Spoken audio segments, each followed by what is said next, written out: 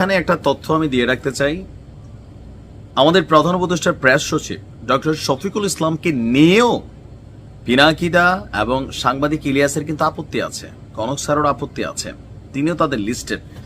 তবে হঠাৎ করে আমরা দেখলাম যে সরকারের সাথে বিএনপির যেই একটা দা কুড়াল সম্পর্ক, এর মাঝখানে সরকারের প্রধান উপদেষ্টার প্রধান প্রেস সচিব হিসেবে যাকে আমরা চিনি, তিনি বিএনপির একজন নেতার পক্ষে এইভাবে দাঁড়াবেন, তার এই দাঁড়ানোর সাথে সাথে এতদিন যাবৎ পিনাকিদা, ইলিয়াস ভাই, তারপর বাকি যারা যা বলছেন, তার মানে এগুলো সব মিথ্যা।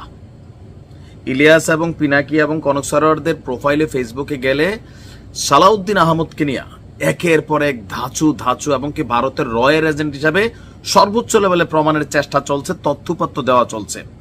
এই যে কর্মকাণ্ডগুলো অনলাইন কিংরা করছেন, তাদেরকে রুখে দিতে প্রধান উপদেষ্টার প্রেস সচিব শফিক সাহেব তিনি দিচ্ছেন আরেকটা এভিডেন্সমূলক অ্যাক্টিভিটিস, যে সালাউদ্দিন আহমদকে নিয়ে যা হয়েছে এগুলা ঘৃণ্য কর্মকাণ্ড, এগুলোর বিরুদ্ধে তিনি তীব্র নিন্দা জানান এবং কি তিনি একটা স্টেটাসে সালাউদ্দিন আহমেদকে নিয়ে যে প্রচারণাগুলো হচ্ছে আসল সত্যটা কি সেটা জানিয়েছেন তার ভেরিফাইড ফেসবুক পেজে।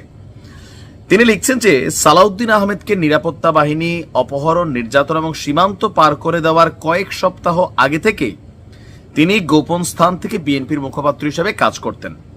তখন আওয়ামী লীগ সরকার বিএনপির উপর ব্যাপক দমন পীড়ন চালাচ্ছিল।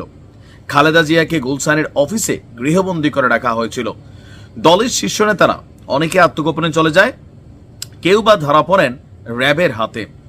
আমি এবং আমার দক্ষিণ এশিয়া প্রধান ক্রিস অটন ফরাসি বার্তা সংস্থা এএফপির পক্ষ থেকে ব্রিটিশ হাইকমিশনার রবার্ট গিবসনের সঙ্গে গোপনে খালেদা জিয়ার অফিসে প্রবেশ করে তার সাক্ষাৎকার নেই।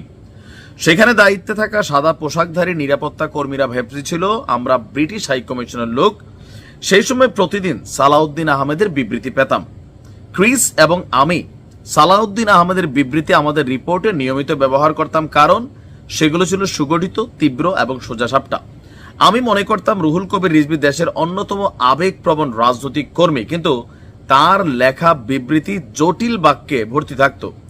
তো রিজভী গ্রেপ্তার হওয়ার পর সালাউদ্দিন আহমেদ যখন মুখপাত্রের দায়িত্ব নিলেন, তখন তার পাঠানো বিবৃতিগুলো ছিল বিএনপির ইতিহাসে সবচেয়ে সাহসী এবং জ্বালাময়ী। এগুলোর জন্য বিস্ফোরণ ঘটাতো, সরাসরি শেখ হাসিনার শাসন ব্যবস্থাকে চ্যালেঞ্জ জানাতো, ভাষা ছিল কঠিন এবং বারবার লক্ষ্যে আঘাত আনত। আমরা নিরাপত্তা বাহিনীর সূত্রে শুনেছিলাম শেখ হাসিনা এতটাই ক্ষিপ্ত হয়েছিল যে সালাউদ্দিন আহমেদের বিরুদ্ধে ব্যাপক ধরপাকড়ের নির্দেশনা দেন। অবশেষে সাল 2000 তিনি অপহৃত হন এবং তাকে গুম করা হয়। তার স্ত্রী হাসিনা আহমেদ একজন সাহসী নারী হিসাবে সেই সময় তার স্বামীর মুক্তির দাবিতে যেভাবে লড়াই চালিয়ে গেছেন তা ছিল অভাবনীয়। এবং আপনার বলা হচ্ছে যে সম্ভবত সালাউদ্দিন সাহেবের স্ত্রী হাসিনা আহমেদের এই প্রতিবাদ আন্তর্জাতিক অঙ্গনে তার সোচ্চার অবস্থান এবং মিডিয়ার নজর কিছুটা কেড়েছিল এবং সালাউদ্দিনকে সীমান্ত পেরিয়ে শিলং পাঠানোর পেছনে ভূমিকা রেখেছে। দুঃখজনক হলেও সত্য, আজকের অনেক তরুণ সহিষ্ণুতা হারিয়ে বিএনপি কর্মী এবং অনেকেই সেই সংগ্রামের দিনগুলোর কথা ভুলে গেছে।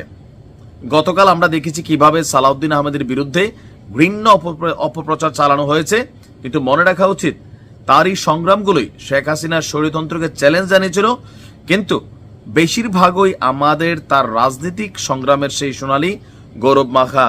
আচ্ছা, তো তিনি এখানে বলছেন যে তার মানে ওনাকে নিয়ে যেই প্রচারগুলো সালাউদ্দিন আহমেদের গুমের ঘটনায়, এখানে বেশ কয়েকটা প্রশ্ন আসছিল।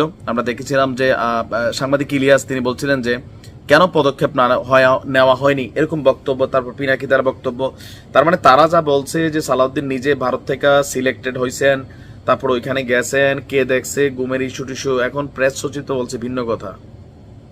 কারটা সত্য আপনার মনে হয়? কমেন্টে লিখুন।